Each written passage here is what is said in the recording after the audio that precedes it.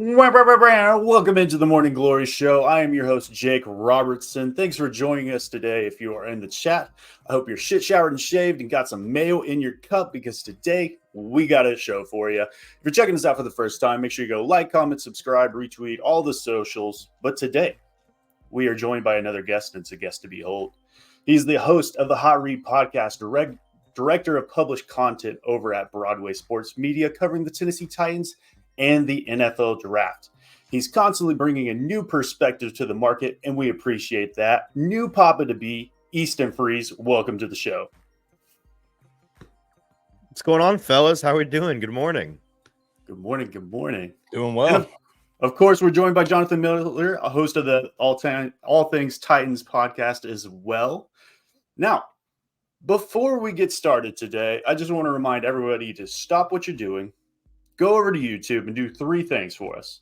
First, type in Broadway Sports Media, go over there, hit subscribe, and then go back to that search bar and type in 440 Sports and hit subscribe again. And then lastly, go to that search bar and type in Glory Day Sports and go hop in the chat, subscribe, and join the conversation. But Easton, as we get started today, let's introduce you a little bit more to the crowd, our glory holes, as we like to call them. So how did this all become to be? So I believe fandom comes in all shapes and sizes, and we want to know a little bit more about you. We saw Sneed showing off the pipes on the OTP podcast a couple of days ago, and I got to know, how did you go from playing Prince Eric in a rendition of The Little Mermaid over at Brentwood High, where I saw those pipes, and how did you transition into this public platform viewed by hundreds of thousands, if not millions, covering the Tennessee Titans? Sure. I was in high school a pretty well-rounded kid. I enjoyed sports, and I was never athletic enough to participate in high school sports, so I just enjoyed them. And I would play with my friends, and I was big into the arts, and so choir and musicals and musical theater and all those things were my hobbies. And I went to Belmont University for music. I was a music major the first 2 years of college, and then I just decided that music is for me, but music school was not for me. And so I decided to kind of shift gears and kind of just found a calling in sports media. Wanted to go into some form of media because I knew I liked talking. I felt like I was well-spoken. I knew how to write well. And it was kind of like, did I want to do sports? Did I want to do politics? And that was an easy answer for me because I feel like my soul would have been turned black if I had gone into politics. And so I chose the much more fun option. And so that's what I do now. And I really enjoy it. And it's been a blast kind of working my way into a media market and making connections and figuring out the whole thing. And now 3 years later, it's what I do for a living. I love it. Yeah. When I think of just the media market in general that we have for the Tennessee Titans, when I think draft content, I think Justin Mello, obviously Stoney, of course, James Foster, another great one, No Flags Film. I think Zach, when it comes to the cap space, Zach Lyons over at Football and Other F Words. And when I think of just gifted speakers in the space, I think you're number one, in my opinion, as far as just putting your thoughts into words. Yeah. Love the Hot Read. Go check them out, guys. And obviously got JT over there as well. Never miss a show. It's a good show. But obviously we got some news yesterday. The Bills made a huge trade, offloading an aged-out receiver, of course, well past his prime, in Stephon Diggs.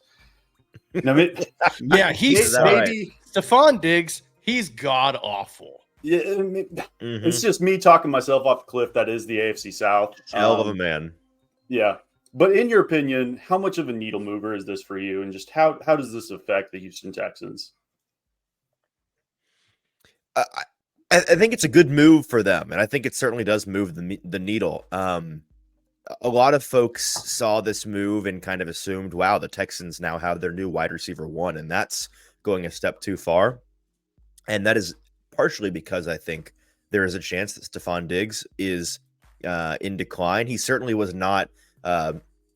He certainly is not the player that he once was. He's not at the peak of his career. He is still a very good player, though, and so I think a big part of that is folks just not recognizing that Nico Collins, very, very good, young, 5 years younger, talented receiver on that team.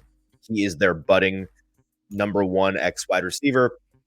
I don't think that's going to change. He had a better year statistically last year than Stephon Diggs did in a worse situation for a receiver with the Texans and on significantly fewer opportunities. And so I think that that's going to be the case with his arrow pointing up, Stephon Diggs' arrow, however sharply you want to say it is, pointing down.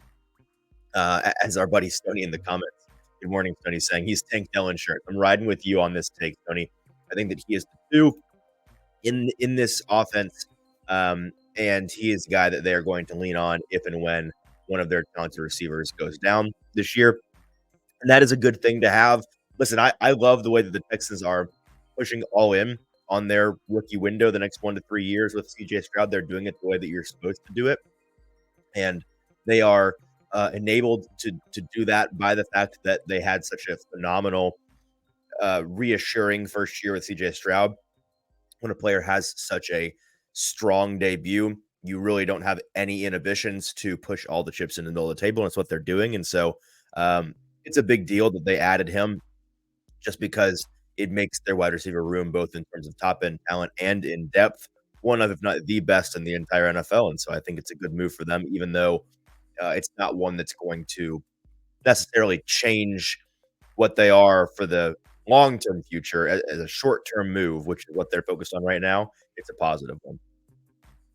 Yeah, I really like the move. I think most Titans fans kind of had the same reaction initially. Was like, oh boy, here we go.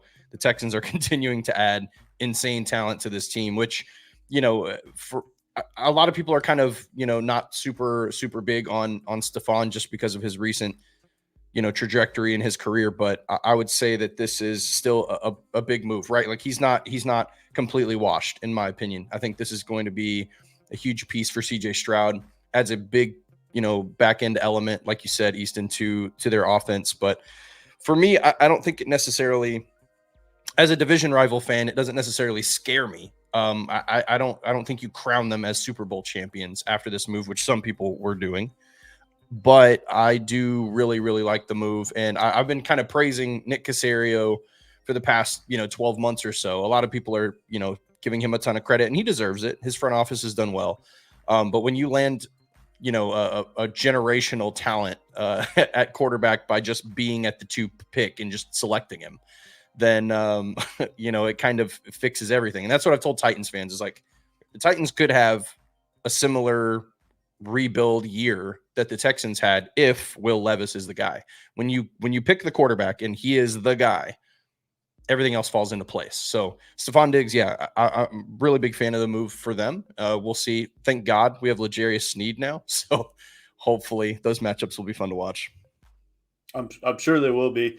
And I think you put it in a good way is they're going all in, and it's very reminiscent to 2020 Titans. What I see on this tape is it reminds me of Baker Mayfield's sophomore year, where they came out in week 1 and they were everybody's off-season's darlings, and the Titans came and kicked them in the face 43-13 and picked off Baker Mayfield 3 times after they acquired Odell in a trade and all that good stuff. But if it's not a progression that you want to see from CJ Stroud in his sophomore year, they do find themselves in a pickle and aging out. I mean, Danico is going to be 34 next season. Stephon Diggs will be 32. Who else is that? I mean, they're getting older. They're bringing in top end older talent, so they could go a lot of different ways, and I could see it going either way personally. So lots to think about on that. And when I think about it, I mean, I think the Colts still personally scared me more than the Texans, even after bringing in Danielle Hunter and all those. I mean, the Colts haven't done anything, and they're kind of the laughing stock right now, the AFC South. But I do fear them, I think, more than the Texans currently. Interesting. Yeah, I know it's a hot take. I know it's a hot take. Soft disagree on that one, but yeah, I know it's a hot take. God forbid CJ Stroud. God forbid CJ Stroud regresses, huh? I mean, after like that's one thing that I thought through this process too is obviously he had a crazy good rookie year, but man, he better improve. Because if he regresses for whatever reason, whether that be teams are, they have a year of tape on him now and they've kind of got him figured out a little bit. I don't think that will happen because their offense changed so drastically. They added a lot of talent, but I don't know if like, let's say he regresses just a little bit, then the conversation changes, right? Like, oh, okay, all of a sudden the Texans are not contenders or whatever. So we'll see. I really, as a Titans fan, it's a hard pill to swallow, but I think they are in the driver's seat in many, many ways, not only in the South, but, I think this move doesn't necessarily move the needle. Like I said, you don't crown them champions, but I think you consider them top 6 team in the NFL right now. 100%. But let's go ahead. Let's transfer our thoughts back towards the draft. We know it's coming up. We're 3 weeks away, less than, I believe. So, Easton, you put out your mock 1.0 last week. And in that mock, you had Joe Alt being at 107, sticking and picking, passed over Malik Neighbors, Brock Bowers, and all that. We've seen Rand state a couple times now on multiple occasions that they believe this draft class is very deep. So how much do you value things in like team need over talent, say positional value? Sure. And you listen, this is not an answer to your question first, but you guys are very lucky to have me this morning, not because I am a phenomenal guest by any stretch of the imagination, but because this is the earliest I've ever spoken about sports in my life. This is just, God forbid, or I guess, I don't know, I wouldn't say God forbid because I would do it, but if I ever was like on a morning radio show, I'd have to like spend a month adjusting my schedule. So as we go today, I'm slowly going to wake up more and more and be more animated, I promise. As for Joe Alt at 7 and need versus best player available, the Titans have done a good job this offseason setting themselves up to do what smart teams do, which is in the draft, have flexibility at each and every position in which they're picking. The draft is for drafting the best players available and getting the most value out of your options. Free agency is when you address need. That's what the best teams do, and it's what the Titans have done a good job in free agency, setting themselves up to be able to do. When you have your pick of the litter, it's merely a matter of making the number. It's a math game, right? It's a financial balancing sheet act. In free agency, that's when you need to plug as many holes as you can, enabling yourself to then at number 7, at number 38, at number 104, whenever the Titans are picking in the 4th round, to be able to say, okay, here's the entire board. We don't have many of these positions crossed off as, let's not address these because we have flexibility with our roster and we just want the best guy in the building. Now, unless you are a really, really complete team like the 49ers, for example, and even they aren't a perfect example of this. I think back to some of the Eagles teams the past couple of years where you can just be drafting for depth. Every team is going to have a little bit of a limitation there. So there's a little bit of a pie in the sky element to it where it's great in theory, but in practice, there is a balancing act to addressing needs through the best players available. So most teams will have set themselves up to say, okay, at our first pick, we're not going to go fully best player available necessarily, but we're going to take the best guy out of the receivers, the tackles, the corners, and the safeties, right? Or whatever it may be. And so the Titans have done a good job with that because, a month ago, we've been sitting on this show talking about how, dude, listen, they're going to have to go tackle receiver 1-2. And we spent weeks in this media market talking about, okay, is it tackle receiver? Is it wide receiver tackle? Do they do something crazy and go off the beaten path there? And they obviously addressed the receiver position in a big way in free agency, which enables and then cornerback became a big need, and they addressed that in free agency as well. And so they've now set themselves up to really only have one flashing red, screaming alarm light on their dashboard in the tackle position, which is a good issue to have in this draft class. Because as you mentioned, Rand Carthon and I and everybody that covers the draft, I think, is in unison in saying this is one of the deepest draft classes for tackles we've ever seen. The quality is so fantastic, both at the top end of the talent pool and in terms of the guys you can get back half of the first round, second round. Even the quality of the developmental guys you can draft late day 2, early day 3. And so I think they're set up really well for that. And in my mock, I go Joe Alt at 1. But you mentioned, Jake, how Rand Carthen has been mentioning kind of volunteering the information. Hey, we think this draft class is really deep at this position. Some folks are taking that to mean they may not go tackle at 7, which that may be the case. Maybe that is them telegraphing, hey, we may wait to draft tackle at all. I could see that being the case. I would not agree with that. Personally, I think that'd be a really foolish decision. But the way that it kind of comes across to me is, man, I think they want to come away with 2 tackles in this draft class. And I couldn't be more vocally supportive of that decision. I think that would be a fantastic thing for them to do, taking Joe Alt at 7 and then looking to, in an ideal world, I would say try to trade back from 38, add another top 100 pick in some capacity, and then maybe address the edge position and the tackle position again. If they came out of day 2 with 3 picks, 2 of them being tackles and 1 being a top defender or a top receiver, I would be very, very pleased with that. I think there's an element to the smokescreen and the transparency kind of living in the same realm. And I think what's happening is kind of what I picked up from Rand Carthon being this transparent to the media is he told us early on that he wasn't getting many calls, right? And that surely that changed during the week of the combine and the owners' meetings. I'm sure he's gotten plenty of calls at this point. But what that kind of signaled to me was them continuing to say, like, yeah, there's so much depth. There's so much depth. It's Rand Carthon continuing to say to the media, we don't have to stay at 7. As a matter of fact, we're happy to trade down, right? So it's like, give us a call. We are not sold on any one player. We don't have to take a lineman. We don't have to take a receiver. We're happy to move. And hopefully that's kind of doing the job, like circulating the media that way. But I think what it's doing is it's sending signals to the fan base and going, okay, yeah, we definitely are doing this or that. I can promise, and I said this in my video I made yesterday, I can promise you that the Titans are not sold on any one plan. They have a variation of how this thing can go. And it's because you don't know what's going to happen in the first 6 picks. If, like, what happens, this definitely won't happen, but I'm saying it's a possibility. What happens if Michael Penix enters the conversation at like top 15 or top 10, and all of a sudden the Titans are in a mix and JJ McCarthy gets picked and there's potentially 5 quarter, you know what I'm saying? Like, there's a million different variations. What if one of those teams fell in love with Brock Bowers and all of a sudden he's a top 6 pick for some reason?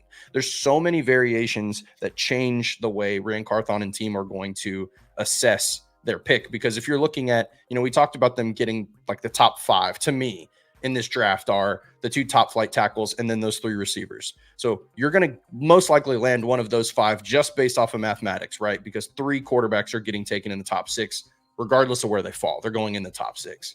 So Rand Carthon and team are in a perfect position. And I think, it is kind of a breath of fresh air. And Easton, I'm sure as a media member who interacted with the Vrabel era, that this era is like, okay, we appreciate the transparency. Like, this is kind of fun to interact with these coaches. It is a breath of fresh air. Yeah, it's refreshing. No doubt.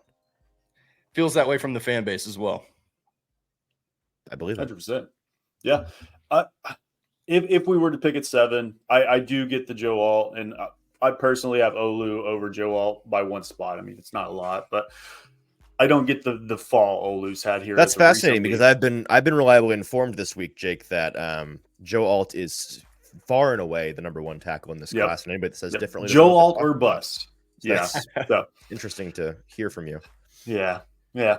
How I see it is the difference between Joe Alt and Olu, and even the guys below that, and Fuanga, Latham, Fatanu, Mims, there's not a big difference. And Mims is one that's very intriguing to me just because the top end, he could go top 10 if he was to play without those injuries and stuff. Obviously, a huge concern. I don't think Titans fans are ever be on board with drafting another Georgia tackle after how the last one worked out. I'd say pretty inarguably he has the highest ceiling of the top tackles in this class. I don't think 100%. That's really subjective at all. I think that if you know what you're talking about, in a perfect world for all of them, he is the best tackle out of them. Yeah, and he's talked about at the combine how he's not just a right tackle. He practiced 60% on the right side, 40% on the left side is what he said. So I'm not ruling out anybody, but I believe tackle is the go-to in round one. If Malik Neighbors is there at 7, I might be running the podium just because I have him as the number 1 player on my big board currently. But I'm not going to be kicking and screaming if they go Joe Alt at 7. But and Jonathan, you talked about it. You alluded to it. Michael Penix being QB 5 on some consensus. Yep. Easton actually had Penix going off the board at pick 13, I believe, to Oakland has 13. Yep. Maybe there's a swap there. I'm team trade down 100 times out of 100. And then just to the first round, one other pick that did stand out to me was the Olu pick to Cincy. I personally blame JT for that. I know he had nothing to do with it, but it is JT's fault. He slipped me a couple dollars to make that happen. Yeah. There was let me get OT1. I don't mind, but right. The first round chalk. Yeah, go ahead, John. Sorry. No, I was just gonna say I think it's really interesting too. Like one thing I was gonna ask Easton is, obviously it happens whenever you have a mock draft. A couple days pass, weeks pass, storylines change. Based off of your mock 1.0, have your feelings changed on any of these picks, and maybe what's one thing that you would change about what you've done in the first one? Oh man, that's a great question, because you're totally right. With any mock that you publish like this and put a lot of time into, you're liable within the first 24 hours of it being live to feel like you're being made to look dumb by something that's come out. So, well, it's one pick change. You change somebody at pick 12, it changes the rest of the 20 picks after it. So it's a trickle down effect. Right. Right. And well, the first thing that happened for me is I published this on Monday of this week, but it is a written version of the mock that I gave my 1.0 on the Hot Read podcast last Tuesday, I think. And so I kept the picks the same a week later, having written it. And in the time that had passed was alarms telling me to get up and don't miss the Morning Glory show here. In that time that passed was Malik Neighbors' pro day.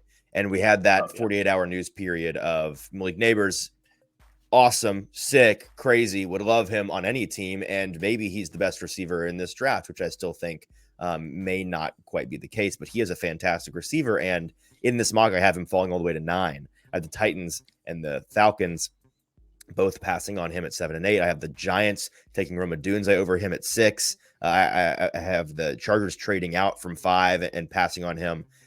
So that was one where it didn't necessarily change my mind, but I felt like folks may see this and be like, I really don't think he's going to even be there at 7, let alone fall all the way to 9. And a number of folks, I think, would be peeved if he were to fall past the Titans if he was available there.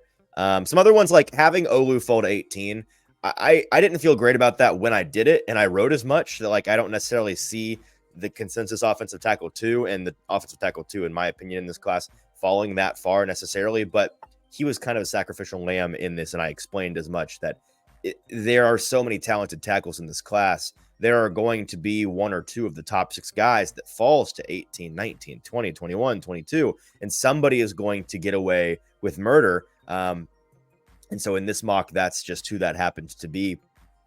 So those are the 2 that come to mind for me.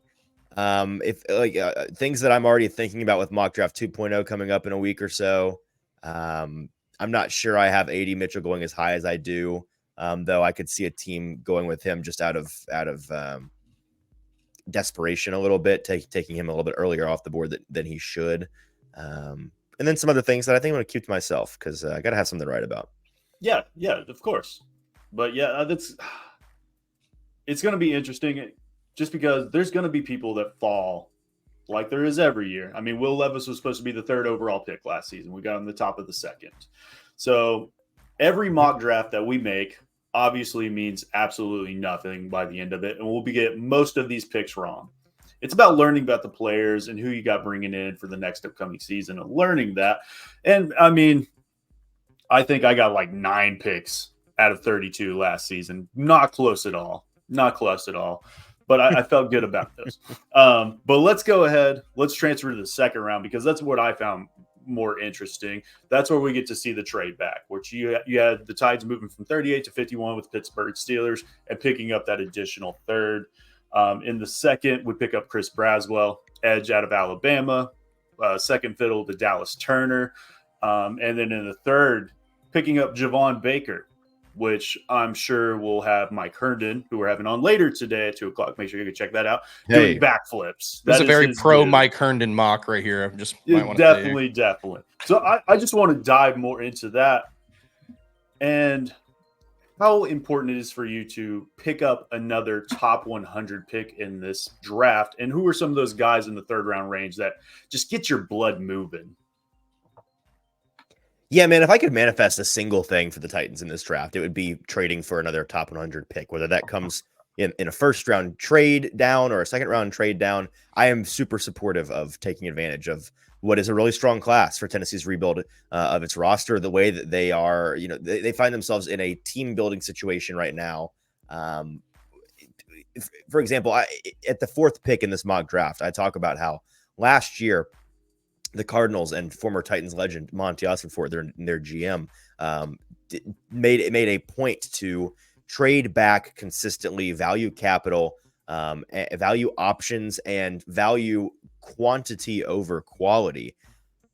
In this mock, I have them sticking at 4 despite having numerous offers, because there comes a time in any team's rebuild where you have to switch gears and focus on blue chip guys.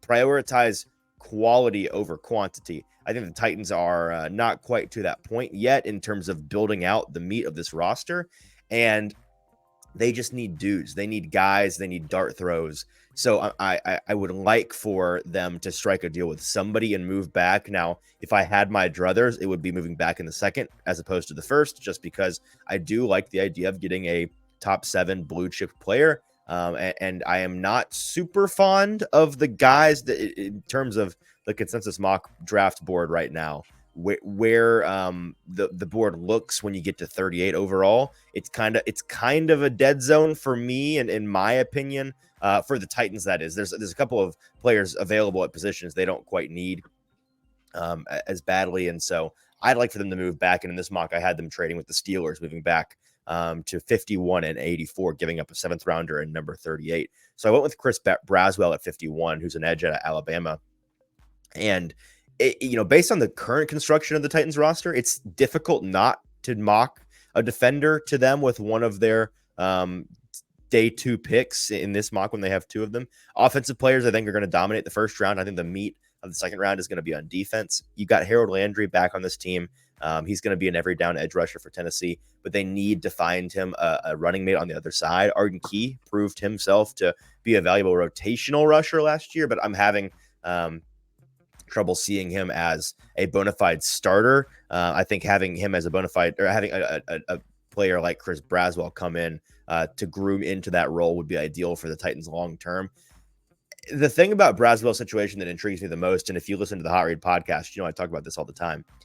In a draft class where a player, where 2 players came from the same school, played the same position, and are coming out in the same year, I'm always intrigued by the guy that people consider to be the worst of the 2. And we've got a handful of examples of this year, like Terry and Arnold and Khalid McKinstry, cornerbacks out of Alabama, Tavondre Sweat, and help me out, blanking on the Byron Murphy, defensive tackle from Texas. Byron Murphy, thank you.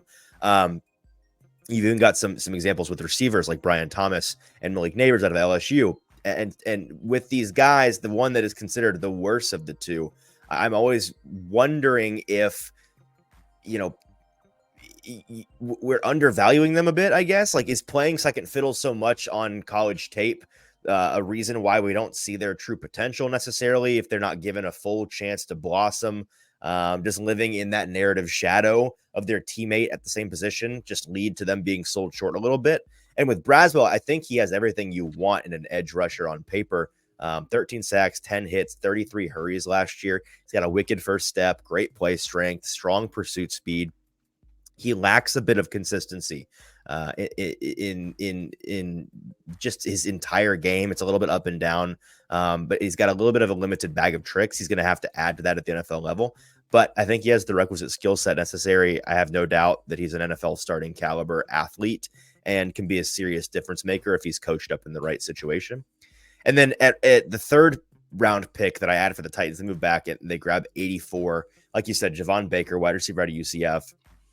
When the Titans traded for Calvin Ridley this offseason, the wide receiver indicator on their dashboard, like we talked about earlier with the tackle, it was also flashing red. It goes back to a solid yellow. So they don't need another starter receiver in 2024, obviously. But beyond that, the picture gets blurry in a hurry. Both Ridley and Hopkins are going to be on the wrong side of 30 by the end of the year, which folks know and they recognize. But I think, you look at Stephon Diggs in that move yesterday, and it's easy from an outsider's perspective to recognize, man, when these receivers get up there, things can change in a hurry. And it's not crazy to consider a 30-year-old receiver entering a period of decline in their career out of nowhere and it going downhill really, really fast. And I think that served as a sobering reminder for Titans fans that, hey, this is how I think a lot of fans outside of the Titans see it. Like, hey, you got two receivers that seem really good now, but at any moment they are a ticking time bomb ready to explode and not be for you what you need them to be. And so by the end of this year, you could have a really different situation at wide receiver. By the end of 2 years from now, they could both be gone off the team. So that being said, getting younger in a hurry, something the Titans could really stand to do. And with the top of their wide receiver depth chart now being handled for at least this immediate year, they've afforded themselves that ability to say, hey, we can go and find a more developmental prospect, somebody that we really like, but isn't necessarily ready to contribute on day one, contribute right away. They don't have to have that guy. And I think Javon Baker fits that bill perfectly, man. He was a former Alabama signee. He saw serious production for the first time in his college career when he transferred to UCF and just got to be that alpha, got out from underneath the talent at Alabama at the wide receiver position. He's 6'1", 208. He's got size, strength. He can play outside or inside pretty comfortably. NFL ball skills, strong understanding of speed variation to create a separation, natural element to his game. He's one of my favorite reasons why I think the Titans should seriously consider adding a third top 100 pick in this draft. I agree. Kind of feels like this year's George Pickens, doesn't he? Like just in terms of like how he's kind of getting written off a little bit. Obviously different situations. George Pickens was hurt and had that issue, but I think that there's a handful of receivers that are falling in line before Javon Baker, but some of the projections for Baker are laughable. Like he is not a 109th ranked prospect in this draft. I think he's much better than that, but I do agree with you. I think if the Titans, he won't be there at pick 106. In other words, I think the Titans would have to add a third round pick in this draft. And I think it almost seems like Titans Twitter is starting to come together on this idea of, okay, we need a third round pick, and trading down, whether that's pick 7 or 38, probably needs to happen. But I really like the idea of trading down on 38. There's a couple of guys there though that seem pretty interesting. And I think edge is definitely where I would go with the second round pick as well. Maybe like a Darius Robinson, if someone like him slides, one of the premier nose tackles, if one of those guys happens to slide to 38, then that might be a consideration as well. So, but yeah, as far as this mock, this is literally, you just drafted all of my guys, like all of the dudes that I'm really, really high on. So I like, heck yeah, I did it for you, John. man, I know you did. Cedric Gray is also another really, really great talent that I think is kind of another guy that's kind of fallen under the radar because of the top two guys are getting talked about the most. But to me, Cedric Gray could be considered like linebacker 3, linebacker 4. Talk about that pick a little bit. Sure. I went with Cedric Gray out of North Carolina with the Titans' 4th pick in this draft. The linebacker position is a glaring hole for them, and I'm not quite sure how they're going to address it. At the owners' meetings last week, the team brass made it pretty clear that we should start including linebackers in our mock drafts because they are looking at that group, and they kind of reiterated that. Ran Carthon did at his press conference earlier this week. So here we are, and I think that they are likely to take a linebacker or two. I just don't know whether or not they're going to try to spend some of their top capital on it. So unless they plan on using one of their top 75 picks on one of the very few immediate impact guys in this class, of which I'm not even necessarily super I like a Peyton Wilson. I'm not crazy about Edge Cooper. Yeah, the Jeremiah young man out Trotter, of Junior Michigan, Colson. I like quite a Junior bit. Colson. Colson, yeah, Colson, I like. Trotter is I've not really honestly done a ton of work on, but I'm going to get around to him. It's nice, but it's not something that I would spend 38 overall on, certainly, and it's not Right. something No. that I'd even necessarily be inclined to spend a third round pick if they ended up finding one. But that being said, I think it's going to be a position where they're likely to begin 2024 with a serious weakness at the position. I like Cedric Gray for what he can provide long term, so that's why I have him going here. The Titans need a future green dot guy, and Rand Carthen talked earlier this week about how that could be somebody other than the inside linebacker. So, maybe that's not the case, that they don't need to necessarily go and find a green dot linebacker this year, but eventually you'd like to have one because you need a guy that's going to be on the field every down, that can be calling the shots for your defense.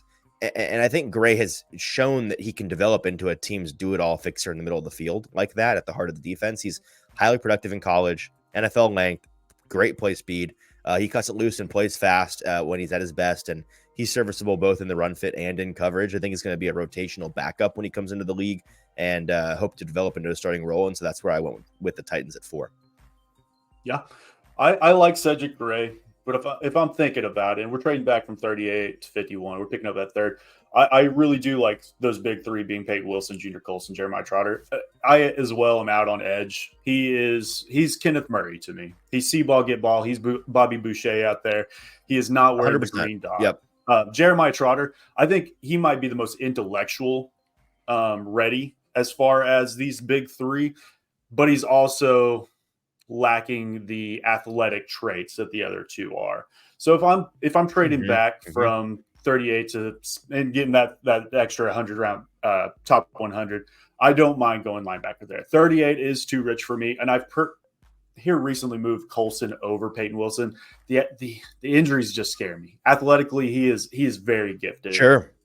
Fastest clock time in the Senior Bowl for the linebacker position, 22.4 miles per hour, whatever it is, and did the same thing during the season. So athletically, he's there.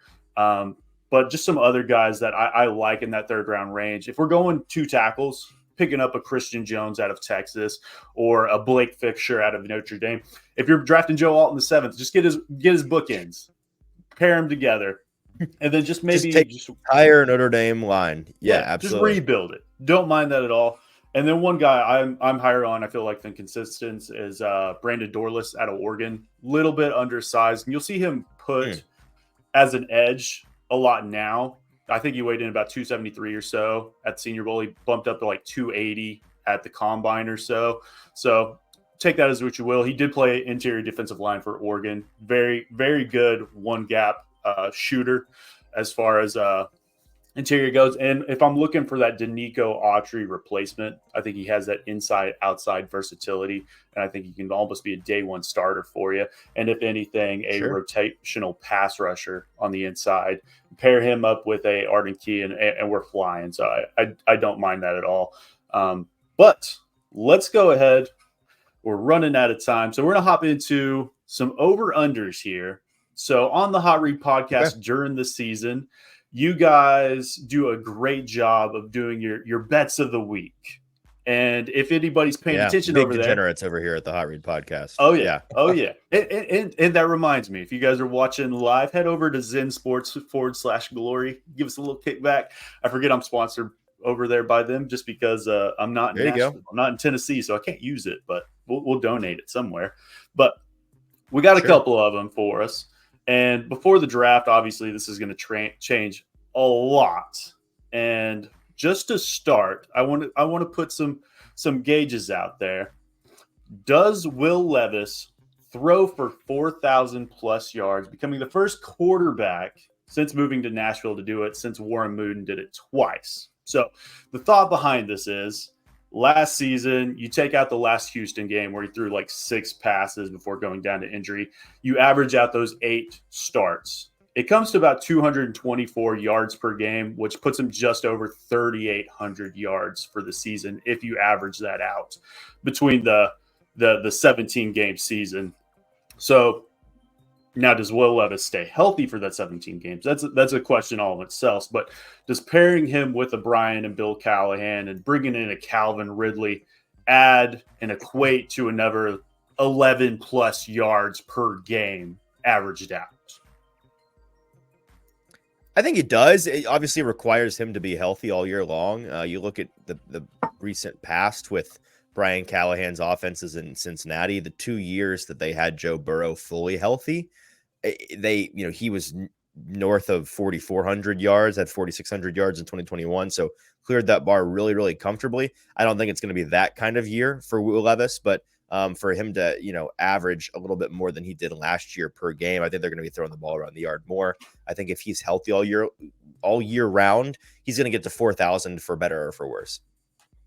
Yeah, I agree. I think he's going to be north of 4,000. I think we're probably going to, I don't know, Titans fans we're not going to know what to do with ourselves. Like, this is going to be a very different offense than what we've seen in the past 2 decades, maybe ever. Not your father's football team. Right. A very, very different look, which is why I think that's probably the most exciting element to this entire offseason is that, we got a very necessary shake of the Etch-a-Sketch here, get a clear board. So, yeah, I think Will Levis, he shows it all. Like that arm, the throw that he shared on Instagram yesterday, it's just a reminder like, hey, this is a very different quarterback than what the Titans are used to seeing. And I think that he's going to take that next step and surely be north of 4,000. Just a side note, and it's something I didn't have in the docs. Where do we rank Will Levis in these 4 starting quarterbacks for the AFC South? Personally, I'm not ready to crown him. I love Will Levis, but even coming into last year's draft, I was high on him in consensus, but I still had Anthony Richard over him, and I still think if he stays healthy, I'd probably keep it that way. So I think Will Levis still might be QB4 in the AFC South, question mark? I think he is. Yeah. Until he shows you more, right? Like, I think him and Anthony Richardson are kind of in the same boat. But I think what we saw from Richardson in a much smaller sample size was, like the ceiling was pretty high on what he was going to potentially be able to do. So we'll see. I think the AFC South, this is the most interesting quarterback carousel that the AFC South has had in a very, very long time. It's never been this robust. Yeah. And, Trevor Lawrence, he's kind of going into like a career year himself, right? Like, he has to show that he can take that next step also. Like, he hasn't really been able to throw the ball as efficiently as I guess some might have projected him to. And so, yeah, I think, they're all kind of in the same. I'm fine with Will Levis being 4th.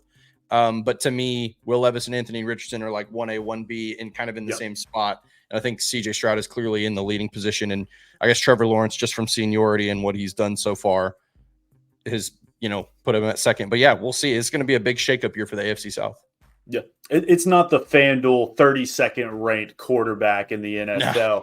And anytime you rank players, and it's the draft in general, guys like I personally have Chop Robinson edge 1 with Jared Verse 2 and Dallas Turner as 3. So people immediately are like, oh, you're super low on Dallas Turner. No, I literally have them back to back to back in my rankings as all middle first round picks. Doesn't mean I hate them. Right. It just means they're close. So there's context that always goes into that. But we'll go ahead and move into our next one. Offensive line obviously is going to be the talk all offseason. And as already, it's going to continue to be that way. So the line I have set here is 45 total sacks given up. So in 2023, they gave up 64 sacks. 2022, they gave up 49 sacks. And basing that off just kind of league average, because we don't have to be good. I just don't want us to be bad. So the Browns ranked 16th last season with Bill Callahan, and even the injuries that they sustained throughout their season, it averaged out to about 45 exact, which is about that median. So do we believe that the Titans will be better than average or below average with that 45 marker? This one's Man. tough. It's an improvement from last year for sure, right? Like, it's got to be better there. So maybe it can't be worse. You could be the Giants, I guess, but I agree. But also, I spent all of last summer saying it can't get worse, and then watch what happens. So you never know. Can't be worse than Dennis Daly. You got less worse. Exactly. So, you would imagine, you hope that Bill Callahan changes that math for you. That there's a floor implemented there. So I guess I'll say they're slightly below average, but I wouldn't put my money on it at all. I'd put $0.00 on it. Agreed. Yeah. I mean, I would take what's the line? It was 64 sacks last year. What is it? 45. 45 is the line. I agree with Easton. I wouldn't bet on it, but if I had to take an over under, it's probably going to be over, right? I think it's better than it. We're certainly, the line should improve holistically as compared to last year, but I don't think it's going to be. It's not something I would bet on. It's too volatile. I mean, even personally, if they get the Joe Wall, the Olu Fashanu in the first round, I still think it's an over. I think it's still probably 50 plus, just because rookies at tackle take time to develop. Even if they are as pro ready as you can be, it takes time. Even with like Penei Sewell and these generational prospects, obviously these guys coming out this year are a lot better than the Paris Johnsons, even the Peter Skoronskis of last year. So I do think even in bringing in a Bill Callahan, it's still going to take time. And I think it'll be probably real bad in the beginning, and it could progress throughout the season and be good down the stretch maybe. But I still think that over, I'm thinking probably 50 plus still. So overall, I think we're all in agreement. It's probably slightly below average, but room to grow, room to be optimistic. And we're not going to give up 64 sacks, fingers crossed again. So lastly, my last one we got for us is passing touchdowns allowed. So I've set this line at 20 passing touchdowns allowed, which is what they gave up last season. So the Titans surprisingly only allowed the 5th most passing touchdowns, tied with San Francisco last season. And we're only 2 out from being first in the NFL. So now we can contribute that to us being behind the entire time, and teams don't need to pass on us. But we do bring in Denard Wilson, of course. We bring in Cheeto. We bring in a guy that didn't allow a touchdown last season into L'Jarius Sneed, and pair him with a guy that didn't allow a touchdown last season, and Roger McCreary in the slot. So all the talks are going to be on the secondary this season. But is it recreatable even if the Titans are more competitive like we were all hoping? I think it's more competitive. I think it is. So sorry, repeat the exact question one more time because I was half tuned out for a second. 20 passing touchdowns allowed on the season.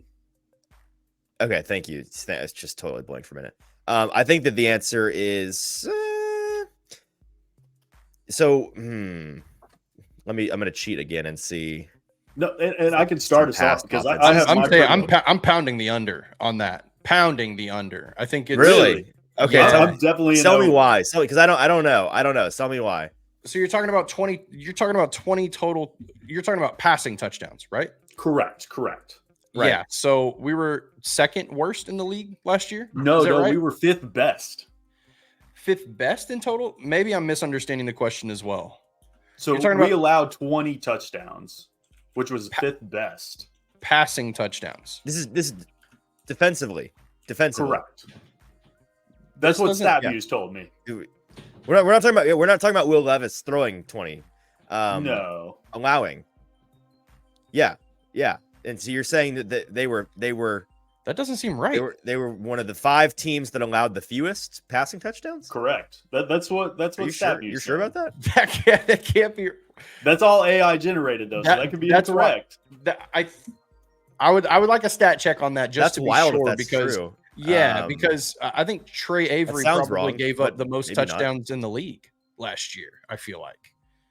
If that's the case. Okay, well, regardless of what happened last year, if the number's 20 this year, I'll say they allow fewer just because of how fantastic the cornerback room is. Now, if injuries and the safety situation could certainly change the math on that. So it's a possibility that the secondary is not quite as strong as they hope it would be, but I'd imagine that they do a better job of keeping the ball in front of them and not allowing so many broken plays, so many deep touchdowns. Now, maybe they get over this number because teams just march down the field on them every week, and the defense has too many holes up front or in the linebacker area, middle of the field. And like maybe they allow 20 tight end crossing route touchdowns, and the linebackers just can't hang. Like it's a possibility, but if I had to pick over under, I'd say under, and I'd say like 18 or 19. They get close. So I vetted it with PFF. So Trey Avery gave it 6, Hooker 3, Fulton 3, Garrett 2, Murphy Button 2, Molden 1, Aziz 1, Harold Landry 1, Kavon Wallace 1. So 20 in total. Harold Landry gave up a passing touchdown. What are we talking about? He gave up quite a. They put him in coverage a lot more than they needed to. It doesn't work necessarily, but they do it. No. So this is my justification, right? So in 2023, there were 4 players in the NFL that didn't give up any passing touchdowns in coverage. I think in man coverage, but in coverage.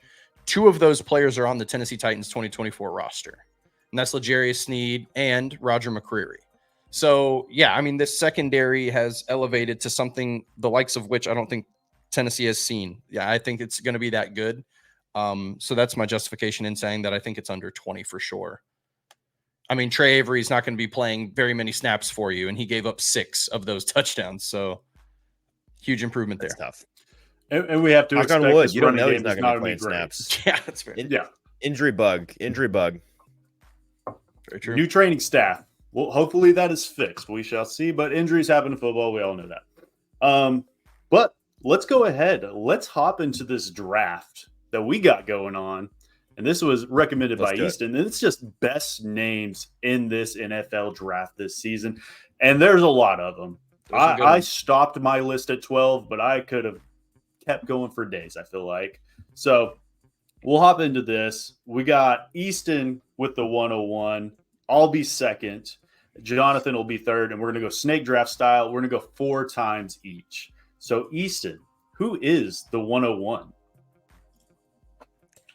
I've been a moment ago when I tuned out, to be honest with you, I was sitting here staring at my list of names, trying to figure out who I wanted to go 101. That's what I was doing with my time. I don't have an order. I was really prioritizing the right thing. No, neither did I. That's why I looked down and I was like, oh, who do I want to go first? So I'm going to go with a young man named Rook. His last name is it's like you have to speak like you're mimicking a dog or something. I don't know. It's like a bad Scooby-Doo impression. I'm not sure. He's from Nigeria. He's from Lagos, Nigeria. And then he moved to Michigan when he was 9. I'm sitting here looking up his thing to see like where did this guy come from. He played college football at Clemson, defensive lineman. Yep. So I'll go with Rook Orororor as my number 1 name in this 2024 NFL draft. Great prospect. Still very young to the game. I think he only played 2 years of high school football. So, and then obviously he was paired up with Tyler Davis over there with Clemson defensive line. So this is a guy I know everybody's Stoney, big Rook fan. Big Rook fan. Oh yeah. Yep. Yeah. With dude could come into the league and set the world on fire. He has all the intangibles from what I've heard. And he pairs it with the athletic gifts that he has. Guy that I think can come in very early, and I don't think a lot of people. He's definitely grown in the consensus here in the last couple of weeks, but I think it's only going to continue to go up higher.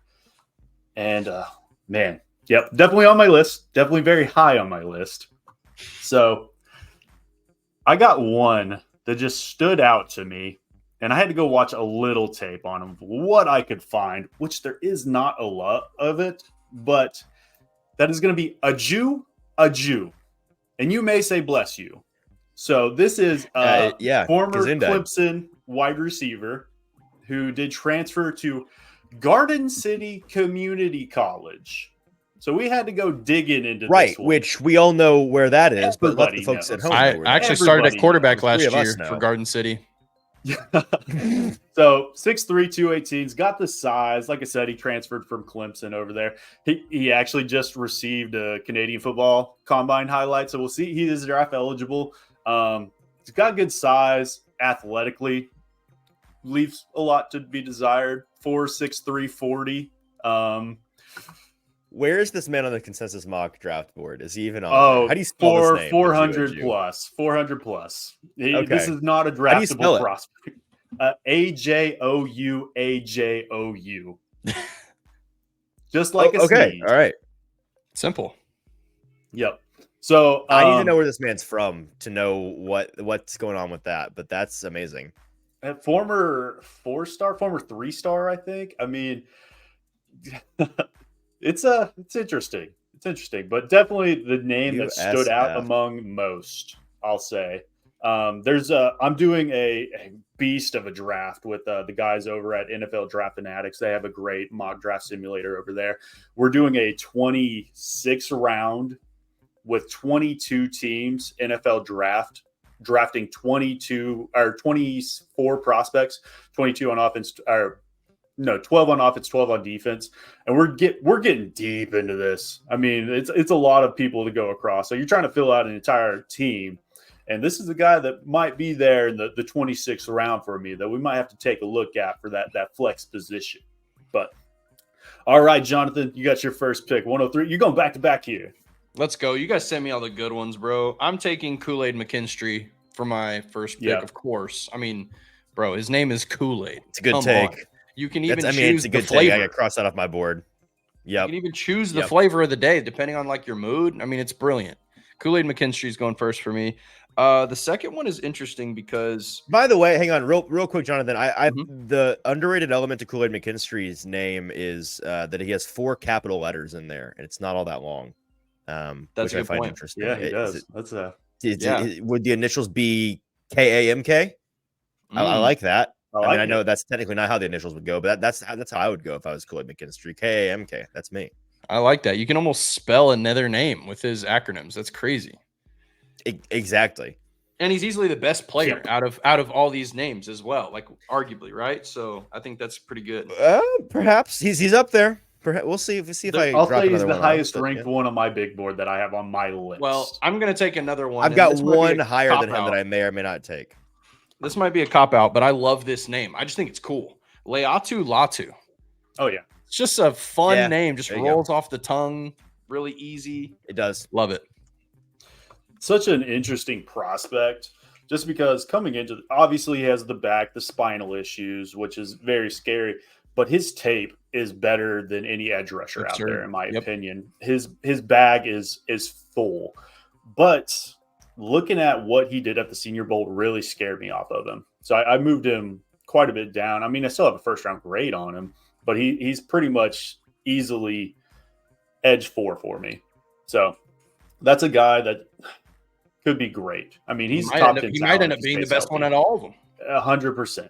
And I wouldn't be surprised at all. The most natural out of all of them. I just don't know if the medicals and the limitations, the top end athletically, that may hold him back. But man, he's talented. Best hands out of the group. He's a karate fighter out there. Love it. Mm-hmm. So, all right, I'm back up on the board. I got 2 that I really like, but I'm going to go with one that I just really enjoy, and that's Storm Duck. Storm Duck out of Louisville. That's not real. Yeah. Storm Duck out of Louisville. It is real, and I have him on my board. I got he will be drafted, in my opinion. 6 foot, 200 pounds, 4'4", 240. He's got, as far as just pure coverage skills, he is up there. He's a good coverage man. He is a liability in the run game, though. He does not want to hit. He does not want to hit. Duck is. Let's ride. Yes, I love it, Stone. Yeah, good coverage guy. Majority of the time, there are some lapses where you're like, "What the fuck are you doing, man? Well, you're not even near your guy." But majority of the time, he's a very, very good defender, and I do like Storm Duck. So we're going Storm Duck in the second round, and then back up to you, Stoney. You got Easton. You got back-to-back picks. Storm Duck. All right, oh man, you put me in a bad position having to follow Storm Duck. That's crazy. I'm gonna go more mainstream here, and I gotta pick 2 of these 3 guys. I'm picking between 3 known commodities at the tackle position. I think I'll start with I know one of them. I think I'll start with you know what? I'll go with a guy that everybody knows, and a moment ago, Jonathan, you said you're taking the highest graded guy on this board. I'd say that this is the highest graded guy on our board. Olu Fashanu. Olu is not actually the first name. That's just an abbreviated form of Olumuyiwa Fashanu, which is fun to say, difficult to say, and I think a fantastic name for this. So Olumuyiwa Fashanu is my number 2 pick, and then with number 3, picking between 2 day 2 tackles here. I'm gonna go with Kieran Amagaji because it's fun to say. Yeah. It sounds like Tamagotchi. If you're a kid, Tamagotchi as a kid. This is and you Amagachi, pronounced it immaculately. Yeah, that was good. A different kind of toy for you on the offensive line. So Kieran Amagaji, Olumuyiwa Fashanu are my back-to-back picks. A couple of bookend tackles for my all-name team. Love the name, hate the player. He is just all over the board, in my opinion. Interesting take. All right, fair enough. Well, you know what? This is not the skills board. No, it is not. It is not. One of the best names out there. 100%. So you can't drop Storm Duck in the chat and then give me a hard time. He's a Which, better by the way, prospect his than real name is Chandler You want me to give some Duck, critiques on okay? Storm Duck?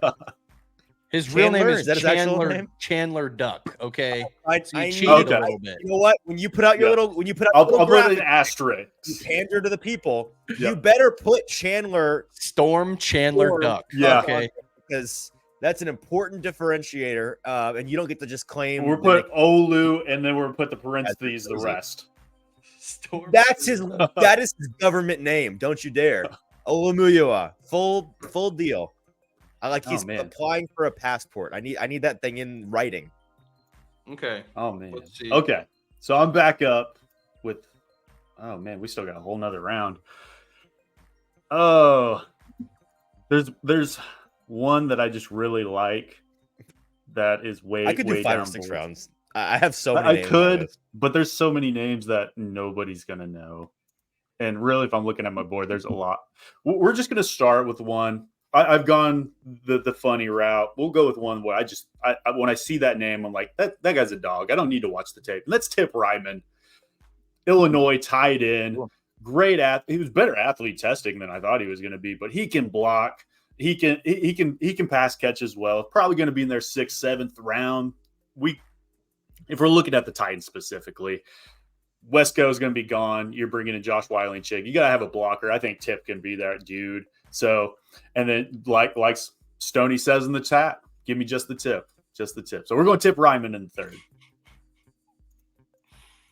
Man, there's some good ones left, but a lot of them I feel like are just kind of like difficult high syllable names. And do you get points for that? I don't know. So I think for my 3rd Only if you pick, can stick the landing on the pronunciation. See, that's the thing. That's You the get thing. If I butcher it, then it's like, okay, bro, you're just picking this because it was a interesting name. Easton just hit you with the Quran Amagaji. You got to bring it now.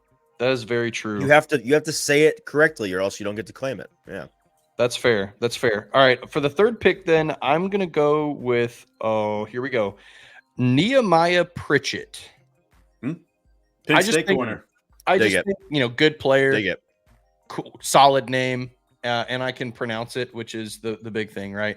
There's a couple of other ones for my last pick as I round this out.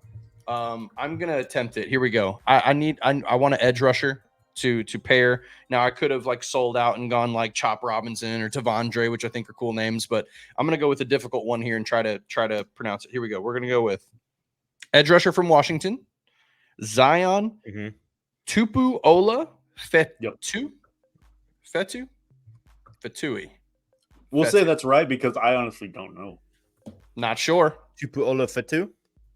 We'll go with it. It sounds right. Sure. Love it. Yeah. I'm pretty sure I just butchered how to spell it. I'll tell you that. I got you on the spelling if you need it. No, we'll go back. Awesome. So we got the Zupu. Yeah. Okay. So I got my He said last awesome. pick. So we got the Zupu, Tupu, something. Okay. So there's 3 I'm really debating upon here. And I'll say I haven't watched any of their tape. I was just going back in and I was like, that's a funny name. That's a funny name. I like that. So, oh man, it's hard. So I'm going to go with Ryan Tannehill. When he was playing for us, he alluded to some rusty stats. Texas Tech offensive center, 6'5", 320, played 4 years over at Western Kentucky. So he's got the Hilltopper in him. So rusty stats with an extra A. Dude, where are these prospects? Are you pulling them from what database? He's making them up. Did you just Google funny names? I can tell you the one I usually use. Storm Duck and Rusty Stats. Actually, Ben. I should have selected Ben Dover and right. Whatever. Like, bro, come on. Testicles. Yeah. All right. So am I up? I'm up now, I think. You were up. Yeah. Yep. Stoney with some shout outs, some honorable mentions in the chat, by the way. Yep. Steel Chambers is a great one. Bub Means is a great one. Bub would have been a good one. You know, another one that I really wanted, but it's too mainstream, and I'm trying to win this competition. Way too mainstream. Talisi Fuanga. That's a good one. I mean, yes, but I was gonna say Spencer Rattler, just because it's a badass quarterback name. Like it's like, oh, the guy's got to work. Spencer Rattler. But I'm not gonna go with him. I'm gonna go with a guy that this is less strange and more just funny to say. I'm gonna go with Dwight McLuthern, DB out of Arkansas, out of LSU, I believe, or Arkansas. He was with LSU, transferred to Arkansas his last year. And I think Dwight is a funny name just in general. And then McLuthern is like McGovern, but if you're Mike Tyson and you're having you have a lisp and you can't quite pronounce it, so Dwight McLuthern is who I will go with my fourth and final pick. Big McLovin vibes, in my opinion. Kind of sounds like you're getting something stuck in your throat. McLovin. Yeah. All right. It's like, are you okay? Do you need a drink? Yeah. No. Well, that wraps it up. I'm not gonna throw up the prompts just because I didn't spell any of these right. I can guarantee you that. So Easton's got Rook Orororo, and then Olu Fashanu. Insert rest of his first name there. Karan Amagaji, and then Dwight McGovern. Jonathan went Kool-Aid McKinstry, Latu Latu. Who did you have in the third? Nehemiah Pritchett. Yep. Nehemiah Pritchett, yeah. Zion Tupai. Blah, blah, blah, blah. And then I went Aju. Zion from Washington. Yeah, exactly. Yeah. Tip Ryman and Rusty Stats. So that's going to do it for us today, guys. We got a little over 300 in the chat. Make sure you guys go like, comment, subscribe. Head over to the Hot Read Podcast and subscribe over on 440 Sports and at Broadway Sports Media. But we'll be back later today at 2 p.m. Central Time with Mike Herndon as well, doing a whole nother podcast covering a whole bunch more topics. So hop in there with me, Jonathan, awesome Mike. Stuff. We appreciate Easton joining us today. We'd love to have you on again, of course. And I'm sure this will be the first of many. But the next one will be at 5 a.m. Easton. Yeah. I won't be there. Phone it in. Yeah. But we appreciate you guys. Love you, mean it. And we'll catch you guys later today.